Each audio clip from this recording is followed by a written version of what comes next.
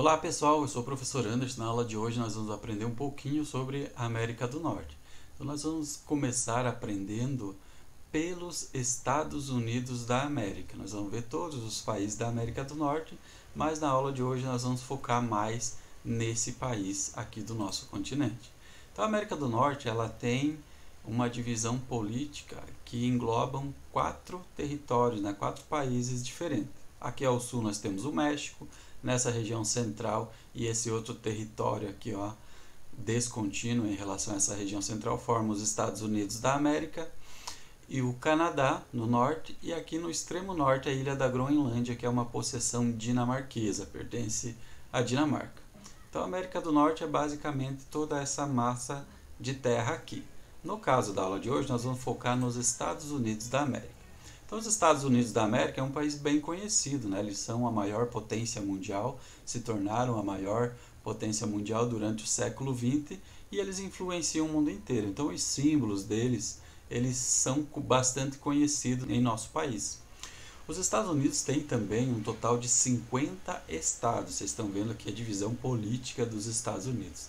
Tem toda essa extensão de terra aqui que forma uma faixa contínua de estados americanos, e tem 2 estados que estão fora, por exemplo, o Havaí, que é um conjunto de ilhas lá do Pacífico, e o Alasca, que fica no extremo norte da América do Norte. Então, esses são territórios descontínuos, mas que pertencem aos Estados Unidos da América. Aqui está a bandeirinha dos Estados Unidos.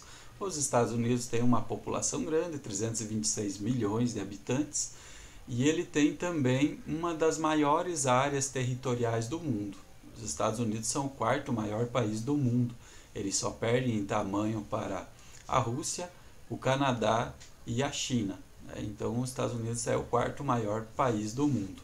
E isso faz dele um país muito rico em recursos naturais. Então, olha aqui, os recursos energéticos que os Estados Unidos produzem são bastante abundantes. Vocês estão vendo aqui uma exploraçãozinha de petróleo, Não sei se vocês sabem, mas os Estados Unidos da América são o maior produtor de petróleo do mundo.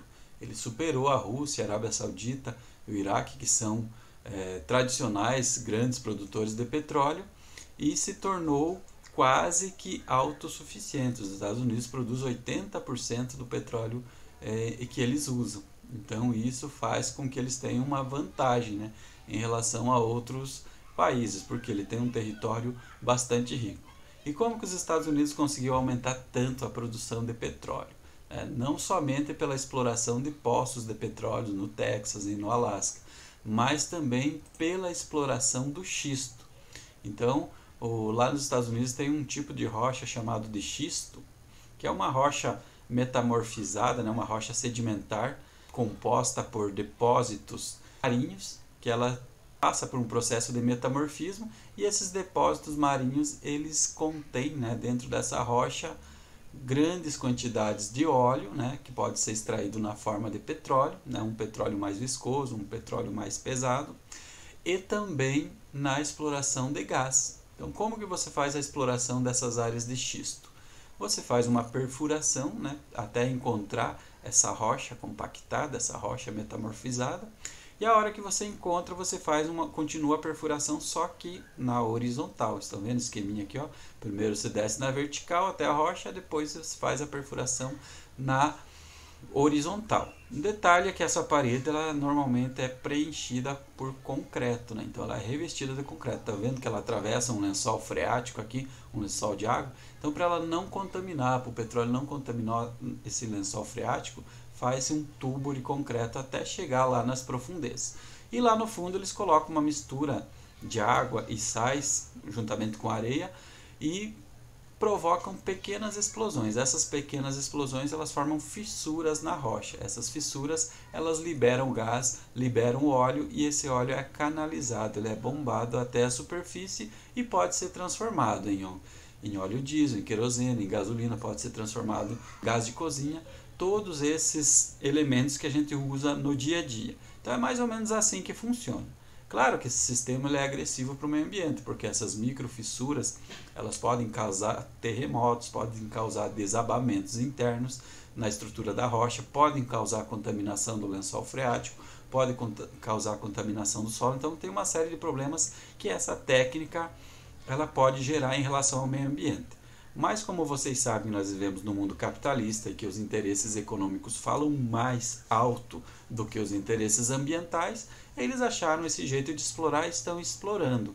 Isso tornou os Estados Unidos da América a maior potência mundial em produção de petróleo, né? Em produção de petróleo, gás natural.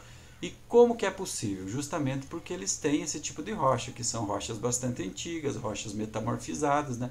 Depósitos sedimentares marinhos que ficaram embaixo de outras rochas e que hoje estão sendo exploradas, graças a essa riqueza natural que os Estados Unidos da América têm. A questão ambiental. Então, os Estados Unidos, por ser a maior potência mundial, eles são um dos países que mais consomem no mundo. Estima-se que se todo o mundo consumisse igual o americano médio consome, nós precisaríamos de pelo menos 5 planetas para suprir as necessidades, porque o consumo deles é muito mais alto que o nosso, muito mais alto que o restante do mundo em geral. E isso faz deles um dos maiores poluidores do mundo, né? Eles só são superados pela China. Então, olha quem mais emite dióxido de carbono no mundo: a China, e logo em seguida vem os Estados Unidos da América, em função muito do alto padrão de consumo, da grande quantidade de produtos, grande quantidade de mercadorias que eles consomem. Quanto mais você consome, mais você agride o meio ambiente. Então, os Estados Unidos é característico por ser uma nação bastante consumista. A população dos Estados Unidos ela está distribuída de maneira desigual. Vocês podem ver que eles têm algumas megalópolis. O que é uma megalópole? É a junção de várias metrópoles que formam quase que um tecido urbano conjunto. Então, olha só, por exemplo, eles têm a megalópole de Boswash, que junta essas duas cidades aqui, ó, Boston mais Washington. Então, aqui, para vocês terem uma ideia, nessa pequena faixa entre Boston e Washington, vivem 17% da população estadunidense. Outra megalópole que eles têm é essa aqui, ó, que vai de São Francisco até San Diego. Também é uma área super urbanizada aqui no estado da Califórnia. E aqui tem alguns dados sobre a população. Então, a maioria da população dos Estados Unidos é branca. 77% da população se declara como branca. Negros são 13%, asiáticos 5%, indígenas 1% e outros 3%. Então é mais ou menos essa a formação da população dos Estados Unidos da América, que é uma população muito diversa culturalmente, em função de ser um país que foi formado basicamente pela imigração, basicamente por imigrantes. Imigrantes que hoje eles controlam. Então, olha, a imigração nos Estados Unidos ela tem um peso grande na política, porque os americanos, né, os do lado de lá, eles não querem as pessoas do lado de cá, os chamados latino-americanos, mexicanos, brasileiros, argentinos, guatemaltecos, né, enfim, as pessoas aqui da América Latina que tentam entrar nos Estados Unidos, porque lá as condições de vida são melhores, os salários são mais altos e a chance da pessoa prosperar é maior. Então, nos Estados Unidos existe um forte controle de imigração. Muita gente querendo atravessar esses muros. E aí, ao longo da história dos Estados Unidos, ele foi construindo esses muros para separar o território deles do território mexicano, para impedir que as pessoas entrem no território estadunidense. Por que eles fazem isso? Porque os americanos não querem a concorrência da mão de obra mais barata, que faz com que os salários deles baixem. Eles não querem oferecer serviços de saúde, não querem oferecer serviços de educação para essa pessoa que não nasceu dentro dos Estados Unidos. Então existe esse movimento de controle do fluxo de pessoas. Eles querem ter um grande acesso ao fluxo de mercadorias, porém não querem ter acesso ao fluxo de pessoas, as pessoas que querem entrar nos Estados Unidos para morar, para trabalhar. E aí existe também um problema nos Estados Unidos em relação à questão racial. Nos Estados Unidos, tradicionalmente, as pessoas foram segregadas, elas foram separadas. Lá, por exemplo, ao longo da história, criou-se bairros de negros e bairros de brancos, lugares onde os negros podiam frequentar e lugares onde eles eram proibidos de frequentar. Então, houve ao longo da história mais ou menos essa separação, essa segregação. E isso gera problemas, gera conflitos até hoje. Durante a década de 70 teve vários protestos que buscaram a igualdade legal entre negros e brancos, e finalmente lá na década de 60 eles conseguiram, Porém, na prática, isso ainda está longe de ser atingido. Por quê? Por exemplo, a mulher negra lá nos Estados Unidos, ela ganha menos do que uma mulher branca. Ela ganha em torno de 20% a menos que uma mulher branca. O homem negro também, né, em média, ele tem um salário inferior ao dos brancos. Pra vocês terem uma ideia, a renda média das pessoas que se declaram negras nos Estados Unidos é quase a metade da renda média das pessoas que se declaram brancas. Então existe muita diferença. Além disso, existem os desrespeitos, né? Por exemplo, em relação a quando um negro vai ser abordado por policiais, né? Que vocês estão vendo protestos dizendo que vidas negras importam, né? Protestos que atualmente eclodem lá nos Estados Unidos justamente porque os negros são os que mais morrem nas mãos de policiais, nas abordagens policiais. As abordagens policiais sempre são mais violentas quando são com os negros, e isso faz com que as pessoas fiquem indignadas, né? Porque elas querem um tratamento igual, elas não querem uma sociedade preconceituosa, elas não querem uma sociedade racista. E como que esse país tão diverso culturalmente ele se formou? Então, os Estados Unidos eles iniciaram com 13 colônias, né? Quando os ingleses vieram para a América, eles ocuparam essa faixa litorânea aqui, ó, da Geórgia até Massachusetts, lá no extremo norte, né, no nordeste dos Estados Unidos. Então toda essa faixa aqui foi onde iniciou-se os Estados Unidos. Esses estados aqui do norte, eles eram muito parecidos com a Inglaterra, então eles tinham uma certa liberdade maior. Então aqui se formou as pequenas propriedades, se formou as primeiras indústrias, se formou o trabalho, uma sociedade que se baseava mais no trabalho livre, não no trabalho escravo. Enquanto que os estados do sul, a colonização se assemelhava mais ao Brasil, porque aqui já se conseguia produzir produtos tropicais, né? Por exemplo, algodão. O algodão era possível de se produzir nessa região. O resultado é que essa região ela recebeu mais escravos, ela recebeu um sistema de colonização diferente, baseado na grande propriedade e na escravatura. Isso marcou a história dos Estados Unidos. E marca até hoje, explica um pouco de como que o território dos Estados Unidos está organizado. Após essas 13 colônias, né, a partir do movimento que houve nela, os Estados Unidos da América conseguiu sua independência, e a partir do momento em que ele conseguiu a sua independência, ele começou uma expansão. Então a expansão dos Estados Unidos no início foi por acordos, foi comprando novos territórios e depois foi à base da força, a base de guerras. Então, olha só, toda essa faixa litorânea das 13 colônias aqui, ó. Essa outra faixa aqui, ó, ela foi cedida pela Inglaterra em 1783, ou seja, depois que os Estados Unidos conseguiu a independência, a Inglaterra acabou cedendo essa região interior aqui através do acordo de paz que ela fez e reconhecimento da independência dos Estados Unidos. Em 1803, essa região aqui, ó, foi comprada da França, a região da Louisiana, foi comprada da França. Essa outra região aqui, a região da Flórida, o estado da Flórida, foi comprada da Espanha em 1819. E em 1846 eles adquiriram esse território aqui, o território do Oregon, junto à Inglaterra também. E aí em 1848 eles adquiriram toda essa faixa de terra aqui do México. Essa faixa foi à força, foi na base da guerra. Então houve uma guerra entre México e Estados Unidos, em que os Estados Unidos venceu e por ter vencido ele tomou todo esse território aqui, ó, do México, né, tomou à força. Esse território aqui, por exemplo, ele foi feito um acordo, foi comprado do México, mas a maioria dele foi tomado à força justamente porque os Estados Unidos saiu vencedor da guerra contra o México. Então foi assim que os Estados Unidos foram ampliando os seus domínios, aumentando de tamanho. Dentro da ideologia do americano, desde o início da formação do país, eles têm a ideia de que tem um destino, né, escolhido por Deus para levar para o interior, levar para os outros povos, né, inferiores a sua cultura, a sua religião, a sua forma de vida.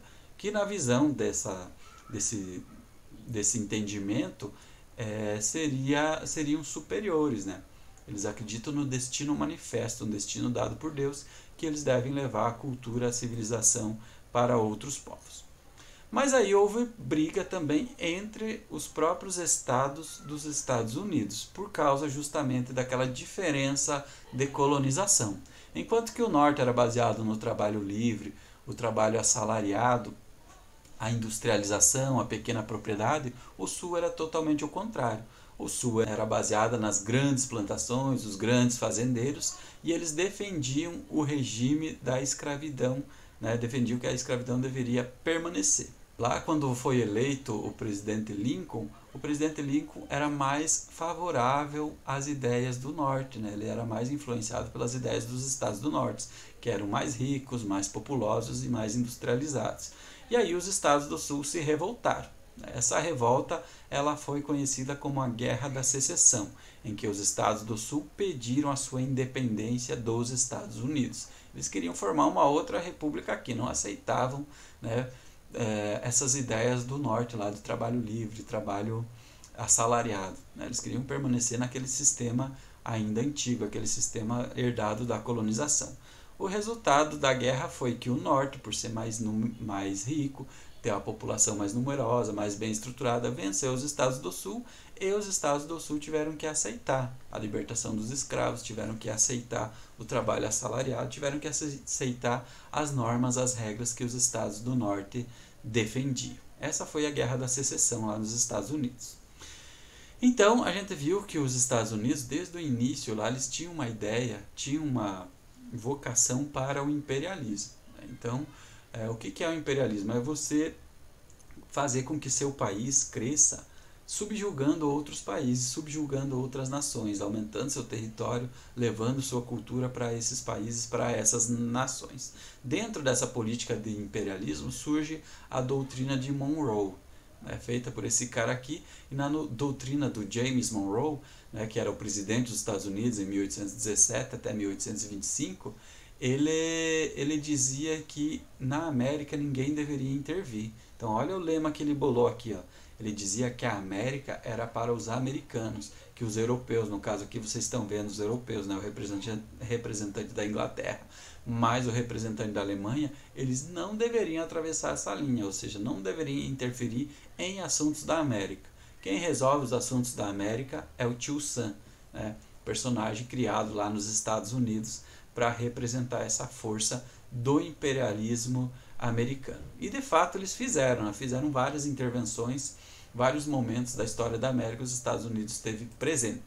Então olha só, depois da doutrina de Monroe veio a doutrina do Big Stick. Foi elaborada com a ideia de que você deve tratar bem as pessoas, né? Deve falar manso com as pessoas, né? Até tem o ditado dela aqui, ó, fale com suavidade e tenha na mão um grande porrete. Você aconselha, se a pessoa não obedece, se o país não obedece, você usa a força, você desce a lenha nos países que são contra aquilo que você está pregando. Ela foi elaborada pelo presidente Roosevelt, lá dos Estados Unidos. Então a ideia do Big Stick era assim, que a América iria mais ou menos ordenar como que o Caribe, como que a América Latina deveria se comportar. Se não se comportasse, apanhava, através desse Big Stick aqui, né, o grande porrete. Então essa era a ideia. E eles colocaram isso em prática de fato. Olha aqui, para vocês terem uma ideia. Nesse mapa mostra as intervenções militares na América, no Caribe, né, nessa região da América Latina aqui, ó, que forma principalmente países do Caribe. Então no século XIX e século XX houveram várias intervenções. Olha o México aqui. O México sofreu várias intervenções dos Estados Unidos, intervenções militares. Quando não obedece, quando não faz o que eles estão mandando, eles vêm e usam da força. Teve países aqui, por exemplo, o Panamá, ele foi um país inventado pelos Estados Unidos. Então, lá no início do século XX, os Estados Unidos queriam construir um canal aqui. E esse território aqui pertencia para a Colômbia. Os Estados Unidos foi lá, pediu autorização para a Colômbia. A Colômbia não cedeu a área, né, não deu autorização. Os Estados Unidos armaram uma guerrilha aqui e inventaram um país. Disseram que aqui existia um nacionalismo e que eles iam apoiar, e de fato apoiaram, e esse país conseguiu a independência da Colômbia.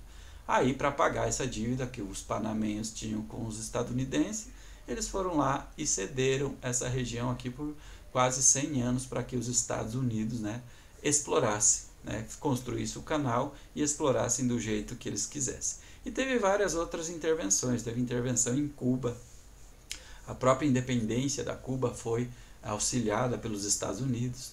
Esse território, que é o território de Porto Rico, hoje pertence aos Estados Unidos, apesar de não ser um estado dos Estados Unidos, é um território que eles têm governo sobre essa região. Então, quem nasce em Porto Rico, por exemplo, é norte-americano, é estadunidense. Por quê? Porque Porto Rico é um território que pertence aos Estados Unidos da América. Então, de uma forma ou de outra, os Estados Unidos sempre interferiu. No Haiti, por exemplo, o Haiti foi outro lugar que os Estados Unidos interferiram, né?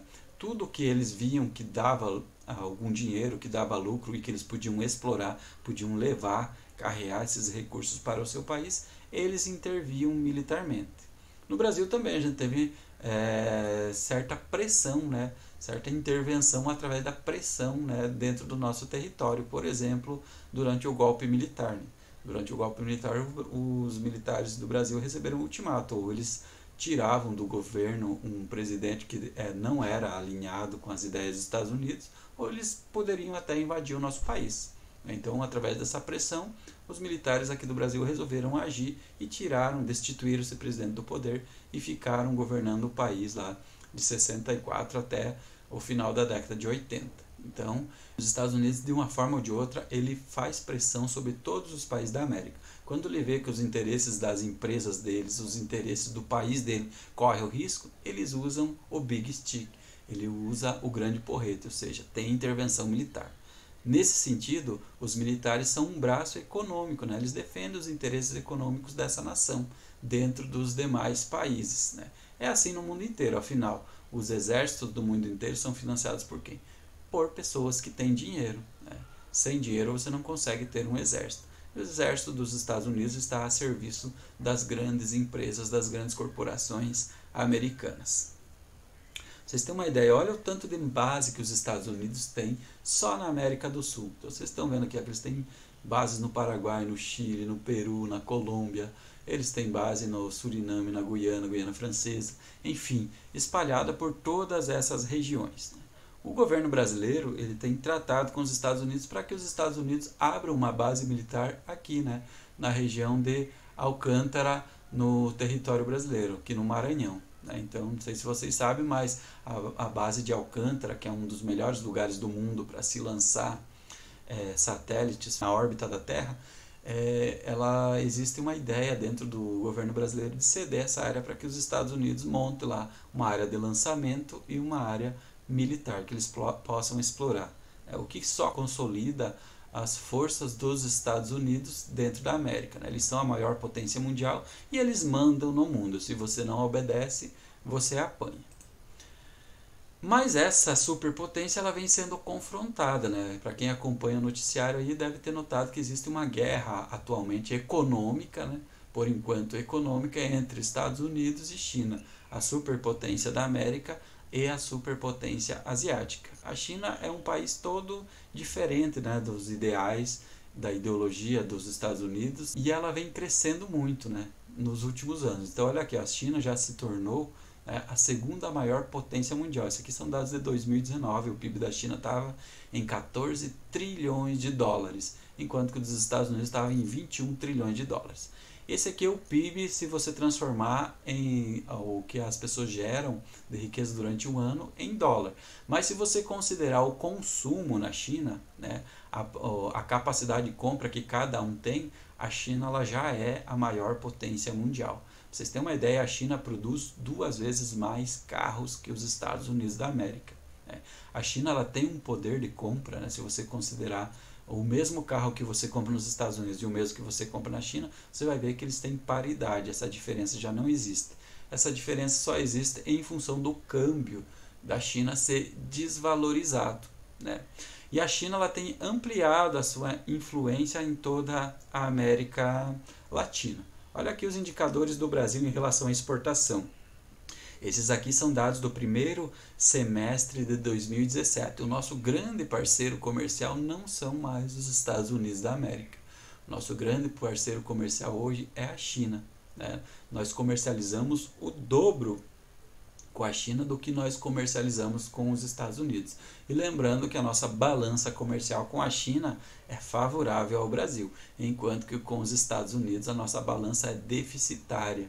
ou seja, nós não temos uma boa relação comercial, né? Uma relação que beneficia o Brasil em relação aos Estados Unidos. Mas com a China ainda a nossa relação é melhor para o Brasil. Então a China ela vem ampliando a sua influência em toda essa área, o que coloca em risco a nossa superpotência americana. Os Estados Unidos da América, eles deverão ser superados, né, nos próximos anos aí pela economia chinesa. Então essa foi a nossa aula de hoje sobre a América do Norte. Começamos a ver sobre os Estados Unidos. Eu fico por aqui e até a próxima.